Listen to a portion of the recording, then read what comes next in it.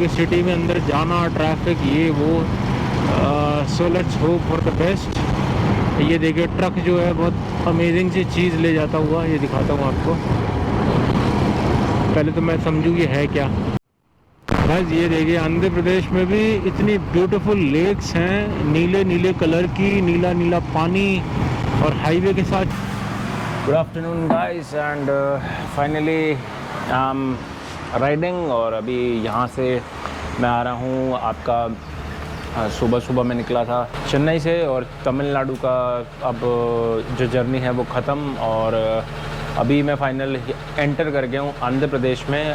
अब आंध्र प्रदेश में आज मैं राइड करने वाला हूँ विजयवाड़ा, और विजयवाड़ा के बाद विशाखापट्टनम। तो अभी आंध्र प्रदेश एक्सप्लोरेशन चल रहा है, और अभी मैं आफ्टरनून में रुका हूँ अपने लंच के लिए।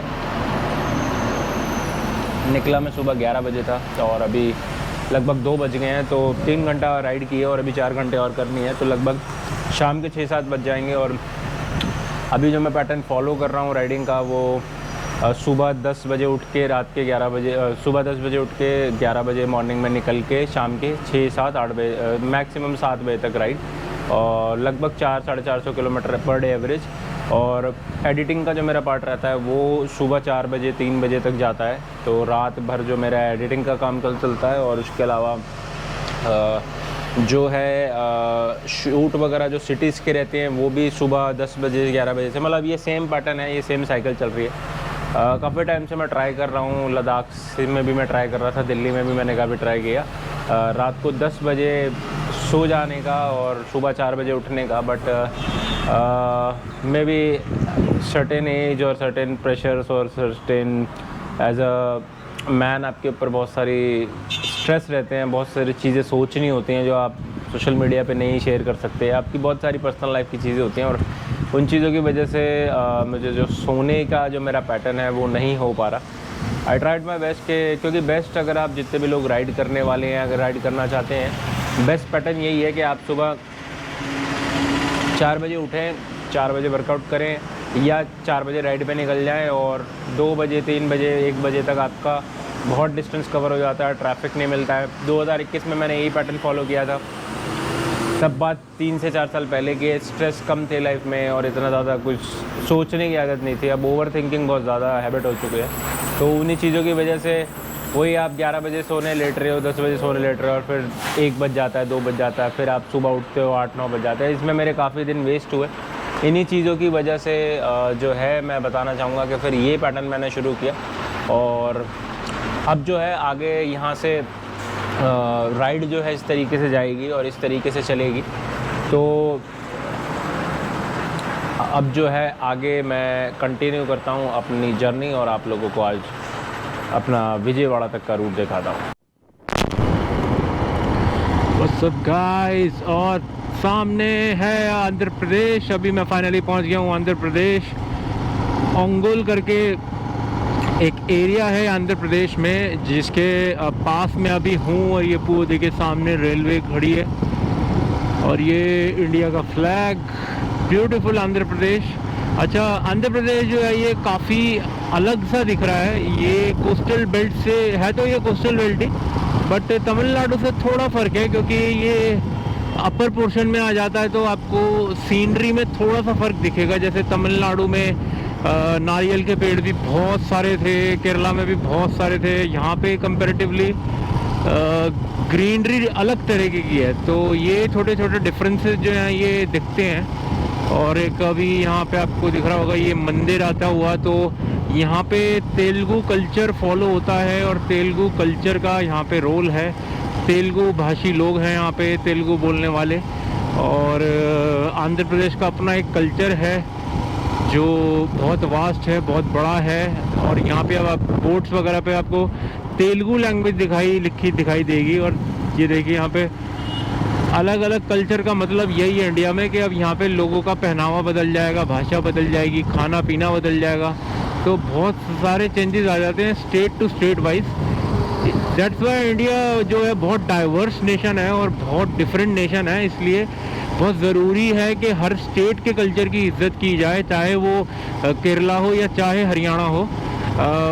हर डायलेक्ट की इज्जत होनी चाहिए। हरियाणा की जैसे हमारी दिल्ली हरियाणा की जो भाषा है वो बहुत अलग है और केरला की भाषा बिल्कुल अलग है, पर डायलेक्ट दोनों के डिफरेंट है। तो मेक श्योर कि अगर आप केरला से हैं और हरियाणा जा रहे हैं तो लोगों को राम राम ज़रूर करें, और अगर आप केरला हरियाणा से केरला जा रहे हैं और आपको वहाँ लोग मिल रहे हैं तो उनको चेत्ता कह के ज़रूर बुलाएं, जो कि मतलब है जिसका कि आप भाई की तरह उन्हें बोल रहे हैं। तो ये सारे एलिमेंट्स रहते हैं जो आपको फॉलो करने होते हैं। और ये देखिए यहाँ पे बहुत सारे डिफरेंसेस आपको दिखेंगे। इनफैक्ट सेलिब्रिटी सुपरस्टार, अब आंध्र प्रदेश में सब कुछ बदल जाएगा। यहाँ का कल्चर टोटली डिफरेंट है। और ये लैंडस्केप देखिए बड़ा सा, ये नदियाँ हैं और इनमें घास उगी हुई है, बहुत ब्यूटीफुल सा पूरा लैंडस्केप है ये। तो इसी तरीके से आपको आंध्र प्रदेश में पूरा ऐसे कल्चर दिखेगा डिफरेंट होते हुए। और जहाँ जहाँ पे भी जितने ब्यूटीफुल स्पॉट्स आते हैं वो मैं कोशिश करता हूँ। वहाँ देखिए इंडियन रेलवेज खड़ी है और यहाँ से हरे कलर का पूरा ग्रीन कलर का ये पूरा फील्ड है। तो जहाँ पे भी जितने जितने सुंदर जो भी फील्ड आती है वो मैं आपको पूरा दिखाने की पूरी कोशिश करूँगा, जो मैं आपको दिखा सकूँ। भाई आंध्र प्रदेश में बिल्डिंगें देखिए सामने, ये जो आपको आसपास बिल्डिंग्स दिख रही हैं ये मेरे लेफ़्ट साइड में, इनका जो आर्किटेक्चर है काफ़ी चेंज हो गया है। ये बिल्डिंगें आपको जो दिख रही है ना, ये पिंक कलर, ब्लू कलर, ऐसे घर तमिलनाडु में नहीं थे। इनफैक्ट ऐसे घर हैदराबाद में सेम आपको मिलेंगे। तो जब भी एक स्टेट चेंज होती है वहाँ पे कलर्स का बहुत ज़्यादा डिफरेंस आ जाता है और बिल्डिंग्स का काफ़ी डिफरेंस आ जाता है। यहाँ की बिल्डिंग्स की खिड़कियाँ अलग बनी हुई हैं देखिए। और कोस्टल में जो घर होते हैं वो इस तरीके से आपके ट्रायंगल जैसे होते हैं, क्योंकि बारिश बहुत पड़ती है और बारिश से वो सारा पानी नीचे चला जाता है। और यहाँ पे जो घर हैं, सीमेंटेड घर जो हैं स्पेशली, वो काफ़ी डिफरेंट है। ये मोर ऑफ जैसे बॉम्बे और बाकी सिटीज़ में स्टोरीज बनती हैं उस तरीके का यहाँ पे बिल्डिंग बने। बट इनके जो कलर होते हैं, ये देखिए बहुत सारे कलर्स आपको मिलेंगे। कहीं ब्राउन मिलेगा, ये कहीं ब्लू मिलेगा, कहीं पर्पल मिलेगा। वहाँ पे देखिए ब्लू और लाइट रेड, ऐसे इस तरीके से बहुत सारी स्टेट में चेंजेस आने शुरू हो जाते हैं जब आप एक स्टेट के अंदर एंटर करते हैं।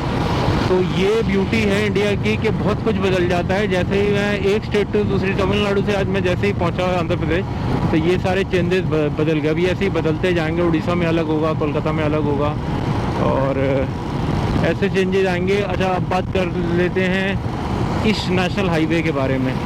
ये देखिए सामने नेशनल हाईवे 16 1494 कोलकाता। तो ये चीज़ जो मैंने आपको अभी दिखाई है, इसके बारे में आपको थोड़ा विस्तार से बता देता हूँ। ये जो नेशनल हाईवे है, ये है नेशनल हाईवे 16 और नेशनल हाईवे 16 ये है। ये आपका तमिलनाडु से लेके, इनफैक्ट चेन्नई से आप कह सकते हैं, ये चेन्नई से कोलकाता का डायरेक्ट हाईवे है और बहुत बड़ा है। ये शायद इंडिया के सबसे लार्जेस्ट हाईवेज़ में होगा, क्योंकि ये भी कश्मीर टू कन्याकुमारी हाईवे की तरह सीधे साउथ इंडिया से कोलकाता तक जा रहा है और बहुत लंबा हाईवे है। तो रोड्स जो आपके यहाँ पे तमिलनाडु के बने हुए हैं ये बहुत स्मूथ हैं। इनफैक्ट साउथ इंडिया में जितने भी हाईवे हैं उसमें सबसे ब्यूटीफुल हाईवे जो हैं वो तमिलनाडु के हैं, सबसे खुले हाईवे हैं। क्योंकि कोस्टल में क्या होता है, जब इस तरफ आपके समुंदर होता है तो रोड की जो जगह होती है वो कम होती है काफ़ी। तो जो आप गोवा वाले हाईवे पे जाएंगे वहाँ पे जगह काफ़ी कम मिलती है और वो मोस्टली आपके इस तरीके से हाईवे बने होते हैं। तमिलनाडु के जो हाईवे आपको मेजरली मिलेंगे वो ऐसे ही मिलेंगे जैसे अभी आंध्र प्रदेश में चल रहा है। तो बहुत अमेजिंग हाईवे मुझे लगे यहाँ के तमिलनाडु के। और ये अकेला सिंगल हाईवे है जो कोलकाता तक जाएगा चेन्नई से। तो ये सारी चीज़ों के डिफरेंसेस जो हैं ये, और ये आपको मैं अपडेट्स इसलिए दे रहा हूँ कि आप अगर इस नेशनल हाईवे पे, नेशनल हाईवे 16 पे कभी राइड करने वाले हैं तो ये डायरेक्ट हाईवे बना हुआ है और बहुत ब्यूटीफुल हाईवे है। ये ईस्ट इंडिया का अकेला हाईवे है जो सबसे बड़ा है और मेजर ईस्ट इंडिया को कवर करता है। दैट मीन्स कोलकाता से सीधा कन्याकुमारी तक के लिए ये सिंगल हाईवे है नेशनल हाईवे 16 और पूरा ईस्ट इंडिया आप इसके ऊपर कवर कर सकते हैं। तो ये ब्यूटी है इस प्लेस की। तो कभी लोग मौका मिले गाड़ी बाइक किसी से भी आने का तो आप ईस्ट इंडिया इस हाईवे के थ्रू कवर करें। गाइस ये देखिए हाथियों का इतना बड़ा झुंड ये देखिए 10-15 हाथी नहीं है, मजाक कर रहा हूँ, भैंसे हैं। और आंध्र प्रदेश की धरती पे मैं एक्सप्लोर करता हुआ, और ये अलग सी धरती, अलग सा डिफरेंस, और having good time in Andhra Pradesh. आज देखते हैं यहाँ पे क्या क्या एक्सप्लोर करने को मिलता है, आंध्र प्रदेश में क्या क्या करने को मिलता है।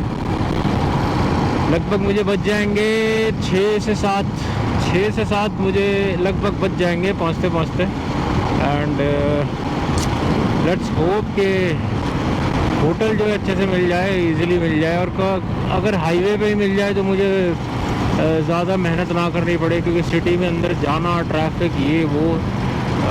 So let's hope for the best. ये देखिए ट्रक जो है बहुत अमेजिंग सी चीज़ ले जाता हुआ, ये दिखाता हूँ आपको। पहले तो मैं समझूँ ये है क्या है, तो ये लकड़ी ही, और इस पे कोडिंग हुई हुई है लकड़ियों पे, और ये लकड़ी, ओ सॉरी, लकड़ी मुझे लग रही थी ये लोहा है, ये लोहे के पिलर है। और ये तेलंगाना का ट्रक है, दैट मीन्स तेलंगाना से आया है या जा रहा है। और यहाँ पे ये लोहे के डंडे कैरी कर रहा है, जो कि जिन पे कोडिंग हो रखी है, और ये बड़े बड़े लोहे के डंडे। और ये ट्रक के टायर देखिए, 1 2 3 4 5 एक साइड 10 टायर है, एक 20 टायर का ट्रक है ये। तो ये मजबूती दिखाता है ट्रक सी। अच्छा, बहुत अमेजिंग सी बात बताता हूँ कि पीछे मैंने आपको विंड मिल दिखाए थे। विंड मिल का जो एक पंखा होता है, उसके लिए यहाँ पे साउथ में बहुत बड़े बड़े ट्रक बनाए। ये नेशनल हाईवे का गेट 61 का, और ये तेलुगु में यहाँ पे सब लिखा हुआ है, रेट्स लिखे हुए हैं ऐसे टोल के। और ये है हमारी national highway authority of India, जिसका लेन डिवीजन्स है ये यहाँ का मूसुनुरु टोल। तो ये आंध्र प्रदेश का टोल है, और बाइकर्स को तो खैर पूरे इंडिया में टोल देना नहीं होता। हमारी ये लाइन्स होती हैं ऐसी अलग, जिससे हम फ्री में निकल जाते हैं और हाईवे के मज़े भी लेते हैं। हाईवे के मज़े फ्री में लेते हैं। बट एक बात बताना चाहूँगा कि सरकार जो है शायद बाइकर से काफ़ी चिढ़ती है, इसी वजह से सरकार ने एक्सप्रेसवे बनाने शुरू कर दिए हैं जहाँ पे बाइकर्स अलाउड ही नहीं है, और बाइकर्स फिर अपने घटिया से हाईवे से जाएंगे। तो ये बड़ी मिक्स सिचुएशन हो गई है। और गुजरात में, इनफैक्ट गोवा साइड भी अटल टनल बना है, और गुजरात एक्सप्रेसवे बने हैं, अभी दिल्ली मुंबई एक्सप्रेसवे बना है। तो ये सारे जो हैं बाइकर्स के लिए काइंड ऑफ नाइटमेयर हो गए हैं। बट आई फील, मुझे लगता है कि गलत चीज़ है, क्योंकि बाकी स्टेट्स में ये चीज़ नहीं यूज़ हो रही है। जैसे राजस्थान में सिर्फ एक्सप्रेसवे वही है। बट शाम के आंध्र प्रदेश के नज़ारे देखिए, कितना ब्यूटीफुल सीन है। यहाँ पे लोग, किसान अपनी खेती करते हुए, और ये देखिए ऐसे हार्वेस्टिंग होती है, ऐसे खेती होती है, जो किसान यहाँ पे लगे हुए हैं। कितना ब्यूटीफुल नज़ारा है। सोचिए, मैं तो लाइव देख रहा हूँ, आप अगर इसको देखें फ़ोटोग्राफ में कितना सुंदर आएगा। तो इस तरीके से यहाँ के किसान खेती हो रही है, और फिर अनाज बनेगा, और अनाज बनने के बाद हमारे को नसीब होगा। और सबके लिए यही दुआ है, सबके लिए यही प्रार्थना है कि आपके थाली में कभी अनाज की कमी ना हो, और कभी ऐसे दिन देखना ना पड़े कि आपको खाना खाने को नहीं मिल रहा। क्योंकि जिन लोगों ने ये दिन देखे हैं, भगवान की जैसे मैंने तो ऐसे दिन नहीं देखे, बट जिन लोगों ने दिन देखे हैं उनसे आप कभी पूछेगा कि उनको कैसा लगता है, जो कभी कभार एक एक वक्त पानी पी के सोए हैं, या एक एक वक्त पानी में रोटी डुबा डुबा के सोए हैं, या खाली पेट सोए हैं। ऐसे बहुत सारे लोग हैं जिन्होंने, इनफैक्ट बहुत सारे शहरों में आपको ऐसे लोग मिलेंगे जिन्होंने इतना बुरा टाइम देखा है। तो इसलिए साउथ इंडिया में, और साउथ इंडिया की बात नहीं, पूरे इंडिया में इनफैक्ट जो किसान है वो फसल को पूजता है, इसकी इज़्ज़त करता है, इससे प्यार करता है, इसे भगवान मानता है, क्योंकि यही फसल है जिसके वजह से खाना शरीर में जा सकता है। और ये फसल अगर नहीं उगेगी या ख़राब हो गई तो बहुत दिक्कत हो जाती है और फिर भूखे मरने की स्थिति आ जाती है। बस ये देखिए आंध्र प्रदेश में भी इतनी ब्यूटीफुल लेक्स हैं, नीले नीले कलर की, नीला नीला पानी और हाईवे के साथ चलती हुई ठंडी ठंडी हवा। ये बहुत ब्यूटीफुल लेक्स हैं आंध्र प्रदेश में भी, जैसे बाकी स्टेट्स में आपको मैंने दिखाई थी तमिलनाडु, और ये दोनों तरफ से बहुत सुंदर लेक जा रही है और इनके ऊपर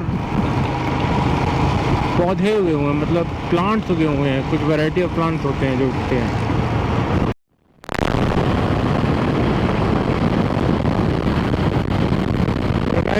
इस ब्यूटीफुल सीन के साथ करता हूँ मैं डे एंड। आज का दिन ख़त्म, सूरज लगभग डूबने वाला है, डूब ही गया है और सामने आपको भारत देश का झंडा दिखेगा लहराता हुआ, और ये हमारे देश की आन बान शान है। और उसके अलावा आपको ये मंदिर के भी कुछ झंडे दिखेंगे, भगवान भोलेनाथ, शिव भोलेनाथ के फ्लैग यहाँ पे दर्शाते हुए। और ये ब्यूटीफुल सा हाईवे और खेती बाड़ी के साथ आज का दिन ख़त्म।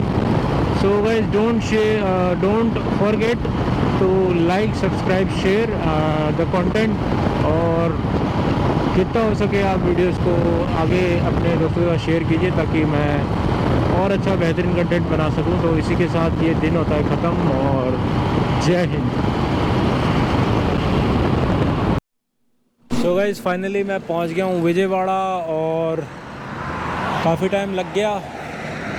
सुबह 11 बजे मैं निकला था और अभी शाम के बज रहे हैं 7, और 480 किलोमीटर जो है वो आज हुआ है कवर। और अभी सूरज भी ढल गया है और बिल्कुल अंधेरा हो गया है, तो अब जाके मैं होटल में करूँगा रेस्ट, और कल निकलूँगा मैं विशाखापट्टनम के लिए।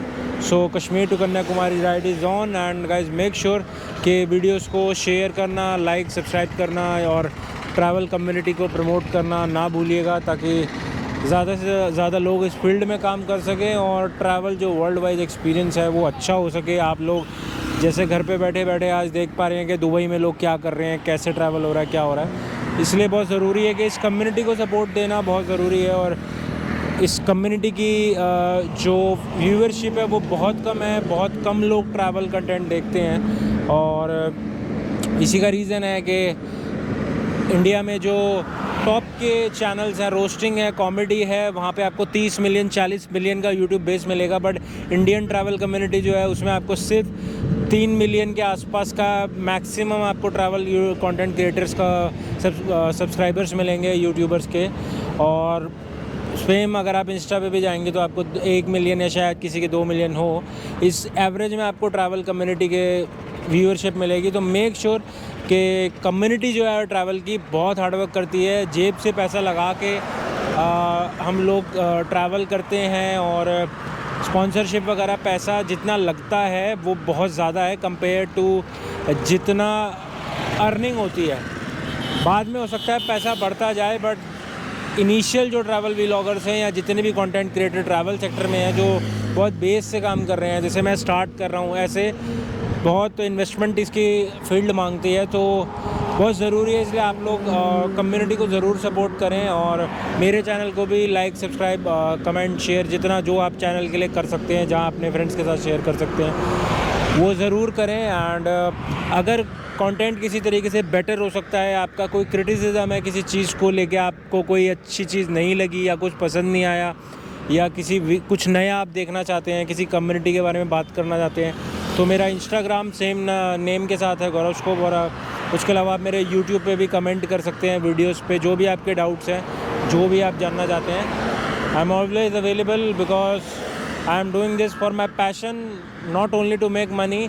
पैसा कमाना तो नो डाउट हर किसी की ज़रूरत है, बट कुछ काम पैशन के लिए किए जाते हैं, सिर्फ पैसे कमाने के लिए नहीं किए जाते। तो that's why I am doing it. इसी के साथ दिन होता है ख़त्म, और यहाँ मैं अपना होटल ढूंढूंगा, और उसके बाद आपसे मिलता हूँ विजयवाड़ा के लिए, विशाखापट्टनम के लिए।